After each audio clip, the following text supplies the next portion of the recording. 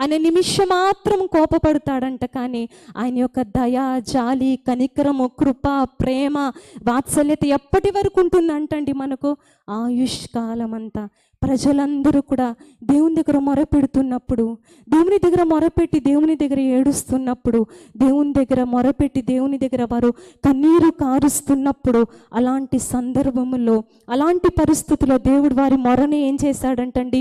విన్నాడు. హల్లెలూయా, హల్లెలూయా. తిరిగి ఇశ్రాయేలు ప్రజలు దేవుని దగ్గరికి వచ్చి మొరపెడుతున్నారు, మమ్మల్ని విడిపించయ్యా, మా దేశాన్ని మమ్మల్ని తీసుకొని వెళ్ళిపోయా, మా సొంత ప్రాంతాలకు మమ్మల్ని తీసుకొని వెళ్ళిపోయా, ఈ బానిసత్వాన్ని, కష్టాన్ని మేము ఇంకా అనుభవించలేం, తట్టుకునే శక్తి మాకు లేదయా అని చెప్పినప్పుడు తిరిగి దేవుడు ప్రజల్ని ఏం చేశాడంటండి? 70 సంవత్సరాల తర్వాత ఆ ప్రజలందరినీ ఏం చేశాడంటండి?